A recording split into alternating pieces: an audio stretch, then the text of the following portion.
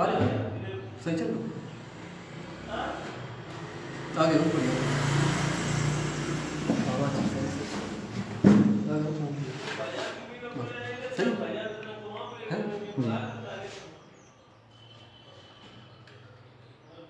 बड़ी रिक्वेस्ट आई है कि सर जीएस का वीडियो डालिए, जीएस का वीडियो डालिए, तो कमेंट में आया है, तो उसके लिए थोड़ा हम जीएस और बताएंगे।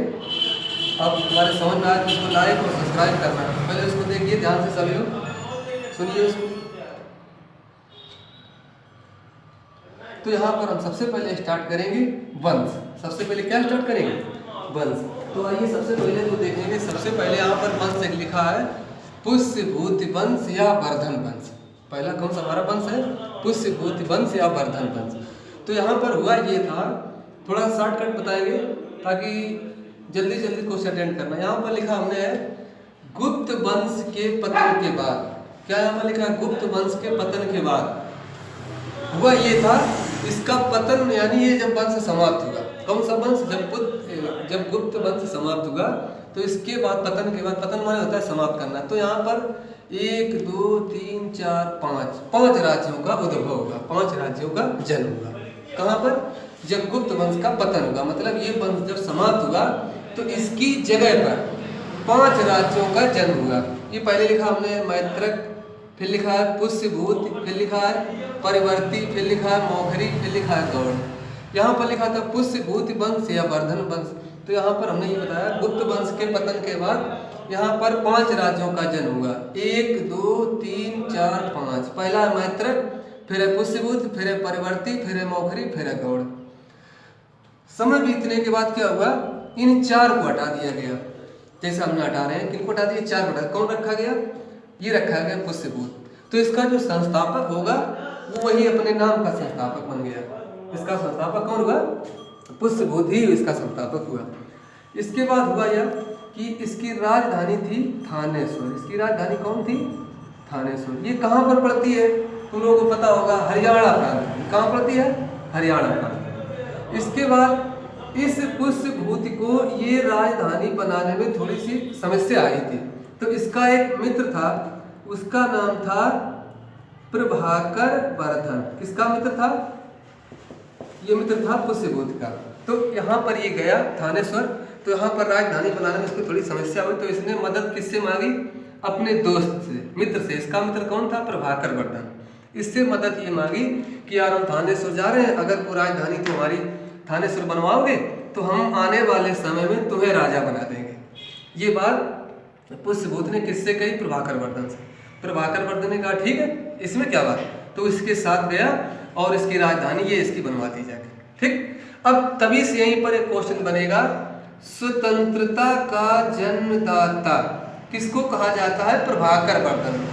स्वतंत्रता का जन्मदाता किसको कहा जाता है? प्रभाकर वर्धन। क्यों कहा जाता है? क्योंकि उसने उसकी मदद की थी राजधानी बनाने में। ठीक है। इसके बाद पुष्यभूत ने जैसा कहा था कि आने वाले समय में तुम्हें राजा बनाएंगे, तो उसने कहा ठीक है। तो अब ये राजा हुआ। इसके बाद इसकी पत्नी का नाम था यशोमती। किसकी पत्नी? ये प्रभाकर वर्धन की पत्नी का नाम था यशोमती। और इसके 2 लड़के होते हैं, एक लड़के का नाम है राज्यवर्धन और दूसरा लड़का है इसका, उसका नाम है हर्षवर्धन। और एक कन्या होती है, उस कन्या का नाम था राजश्री। क्या नाम उसका था? राजश्री। ये तो हुआ इसका बायोडाटा। फिर एक बार से रिपीट करेंगे। गुप्त वंश के पतन के बाद 5 राज्यों का जन्म हुआ, पुष्यभूत, इसके बाद मौखरी, मैत्रक, गौड़, परिवर्ती, सबको हटाकर पुष्यभूति वंश रखा गया। और उसका जो संस्थापक था वो वही संस्थापक रहा। इसकी प्रारंभ में राजधानी थानेश्वर थी। इसके बाद इसका एक मित्र था प्रभाकर वर्धन, उसने ये थानेश्वर राजधानी बनाने में इसको मदद की थी। इसके बाद तो क्वेश्चन यहाँ से बनता है, स्वतंत्रता का जन्मदाता कौन हुआ? प्रभाकर वर्धन। इसके बाद इसकी पत्नी का क्या नाम था? यशोमती। प्रभाकर वर्धन की पत्नी का नाम, लड़के का नाम था राजवर्धन, दूसरे लड़के का नाम हर्षवर्धन, लड़की का नाम था राजश्री। अच्छा, अब यहाँ पर एक यहाँ से लिखेंगे, एक यहाँ लिख दिया हमने मालवा का शासक, उसका नाम था देवगुप्त। और इधर एक अगला शासक होगा कन्नौज का शासक, उसका नाम था ग्रह वर्मा।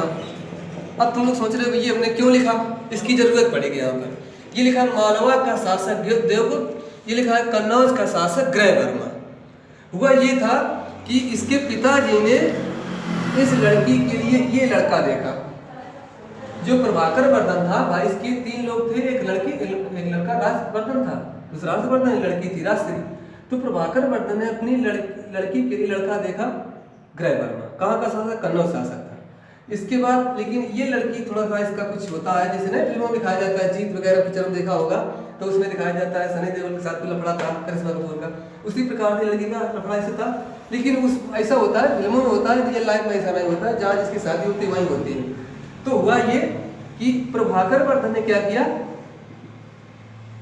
अपनी लड़की की शादी इससे की। वहां पर थोड़ी समस्या, इसने इसको बताया होगा कि वो हमारा थोड़ा सा वहाँ लफड़ा बड़ा दुनियादारी, तो कुल मिला के इस लड़की की शादी इसी से हो जाती है। प्रभाकर वर्धन की लड़की की शादी राजश्री का विवाह किससे होता है? कन्नौज का शासक ग्रहवर्मा। शादी होने के बाद में ये होता है, अब इसको पता चला, किसको पता चला? देवगुप्त। तो देवगुप्त ने क्या किया, यहाँ गया गुस्से से और इसको मार दिया जाए। किसको मार दिया जाके? ग्रहवर्मा को मार दिया। किसने मार दिया जाके? देवगुप्त ने। ठीक, मारने के बाद में बात पता चली किसको? प्रभाकर वर्धन को। तो प्रभाकर वर्धन ने क्या किया, अपने बड़े लड़के को भेजा। किस लड़के को भेजा? बड़े लड़के को, राजवर्धन। राजवर्धन ने इसको मार दिया, देवगुप्त को। किसको मार दिया?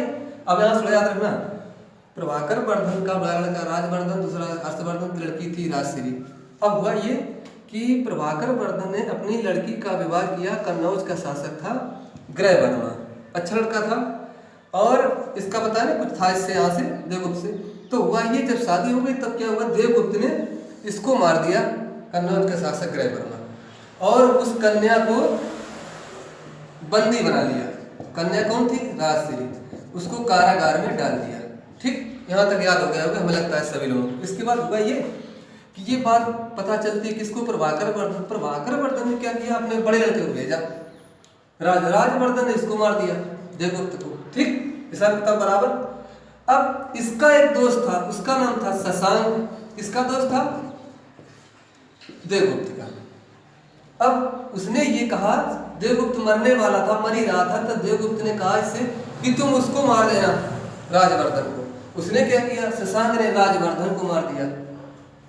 ठीक, अच्छा हुआ ये। अब तो कोई है ही नहीं, ये जान से मार दिया गया। ऐसा माना जाता है 606 ईसा पूर्व कौन मारा जाता है? तुम्हारा राजवर्धन। इसके बाद अब सोचा जाए कि कौन, किसका राज्याभिषेक होगा, कौन गद्दी पर बैठेगा। इसके बाद तो हर्षवर्धन बचे, ये सबसे छोटे थे, तो तब इनकी अवस्था 16 वर्ष की थी। हर्षवर्धन क्या किया, हर्षवर्धन थोड़ा होशियार थे, इन्होंने दिमाग लगाया कि ये लोग क्यों मारे जा रहे हैं, तो सबसे पहले अपने रूल बनाए। जैसा कि रूल चल रहा है, अगर किसी राजा का रूल नहीं तो वो राजा तो बेकार ही है, उसी प्रकार से राजा ने अपने रूल बनाए। सबसे पहले इसने एक रूल बनाया, हर्षवर्धन ने ग्राम शासन की सबसे छोटी इकाई बताई, और उसका प्रधान ग्रामाध्यपटलिक ये नाम रखा। तभी से गांव सिस्टम वाला चल गया। क्या हमने बताया कि सबसे पहले ग्राम जो थी उस शासन की सबसे छोटी इकाई बताई। ठीक, इसके बाद उसका प्रधान, उसका नाम रखा ग्रामाध्यपटलिक। दूसरा रूल बनाया कि जो पुलिस विभाग होगा, पुलिस कर्मी, उनको चाट बाट का, अधिकारियों को दंड पासिक नाम से पुकारा जाने लगा। इसके बाद ये हुआ, तुम्हें पता होगा, इसी के हर्ष के शासन काल में मथुरा सूती वस्त्रों के लिए विख्यात हुआ। ठीक, इसके बाद इसने रूल बनाया कि सिंचाई के लिए जल पंप का प्रयोग किया। इसके बाद अगला रूल बनाया, जो लोग अश्वसेना के अधिकारियों को कहा ब्रहदेश्वर। क्या कहा? ब्रहदेश्वर। अश्व माने होता है बड़ा, जो लोग बड़े हो गए घोड़े चलेंगे तो ब्रहदेश्वर। जो लोग पैदल चलते हैं उनका नाम रखा बलाधिकृत या महाबलाधिकृत। ये इसने रूल बनाए। किसने बनाए रूल? हर्षवर्धन ने। अब इसके बाद क्या करेगा, अब इसका राज्याभिषेक हुआ। ये थानेश्वर की गद्दी पे ही प्रारंभ में बैठा था। हर्षवर्धन प्रारंभ में अगर पूछा जाता है ये कौन सी गद्दी पर बैठा था, तो थानेश्वर की गद्दी पर ही बैठा था। ठीक, आगे चलिए। इसके बाद राजा होने के रूल बनाने को सबसे पहले ये किससे लड़ेगा आगे? हर्षवर्धन से, शशांक से लड़ेगा, क्योंकि यहीं से बात समाप्त हो गई। तो शशांक को इसने पराजित किया। हर्षवर्धन ने शशांक को पराजित किया। तब इसने क्या किया था, थानेश्वर से राजधानी कन्नौज स्थानांतरित की थी। किसने? हर्षवर्धन। याद रखना, ये क्वेश्चन पूछा गया था पिछली वाली यूपीवी में कि थाने सुरते राजधानी कन्नौज कौन लाया? हर्षवर्धन। कब लाया था? जब उन्हें शशांक को पराजित किया। ठीक, इसके बाद जब शशांक हार गया तो एक दूसरा पर्सन आता है पल्लव वंश के, चालुक्य वंश का सबसे प्रतापी राजा था, उसका नाम था पुलकेशन द्वितीय। पुलकेशन द्वितीय और हर्षवर्धन की लड़ाई होती है, पूछा जाता है कौन सी नदी पर? नर्मदा नदी के तट पर। उसमें हर्ष की पराजय होती है, याद रखना। जब शशांक हार जाता है तो शशांक क्या करता है कि उसको इनवाइट करता है पुलकेशन द्वितीय को। तो पुलकेशन द्वितीय चालुक्य वंश का सबसे प्रतापी राजा था, उसने हर्षवर्धन पर, क्योंकि इसकी अवस्था 16 वर्ष की बात थी, तो उसने उसको पराजित किया नर्मदा नदी के तट पर। अब ये हुआ, फिर आता है चीनी यात्री भैंसांग, किसके शासनकाल में भारत आया? हर्षवर्धन के शासनकाल में। तो चीनी यात्री भैंसांग भारत आता है, वो इसकी मदद करता है। और दूसरा क्वेश्चन नहीं पड़े तो बता दें, जब हर्षवर्धन को पराजित करता है पुलकेशन द्वितीय, कौन पराजित करता है? पुलकेशन द्वितीय पराजित करता है। इसके बाद पल्लव वंश का एक शासक था, पल्लव वंश का एक शासक था, उसका नाम था नरसिंह वर्मन प्रथम। वो पुलकेशन द्वितीय को 642 में पहले परास्त करता है। पुलकेशन 642 परास्त करता है और संभवतः ऐसा माना जाता है कि उसी युद्ध में ये मारा जाता है। पुलकेशन द्वितीय नरसिंह वर्मन प्रथम के द्वारा पल्लव वंश का शासक था। कौन शासक था? नरसिंह वर्मन प्रथम के द्वारा पुलकेशन द्वितीय मारा जाता है। उसकी राजधानी तुम लोगों को पता होगी, पल्लव वंश की राजधानी कौन है? कांचीपुरम। हमने ये राजधानी को ट्रिक भी बताएंगे। लब होता है, लब कांच की तरीके से होता है, इस तरह याद कर लेंगे। पल्लव वंश की राजधानी कांचीपुरम। अच्छा, यहाँ से हटाइए, इसके बाद हटाइए। हुआ ये थोड़ा समय बीतने के बाद में। अच्छा, फिर आता है चीनी यात्री भैंसांग भारत। वो क्या करता है? हर्षवर्धन को समझाता है कि ऐसा करिए, क्योंकि हर्ष के पूर्वज शैव धर्म के उपासक थे, सूर्य के अनन्य उपासक थे। तो उसके कहने पर चीनी यात्री भैंसांग की पूरी बात समझाने के बाद में हर्षवर्धन भी बौद्ध धर्म की महायान शाखा का अपना लेता है। और ये वीडियो अच्छा लगे तो इसको लाइक जरूर करना। अब आगे वीडियो तभी बनाएंगे जब इस पर कोई कमेंट आएगा।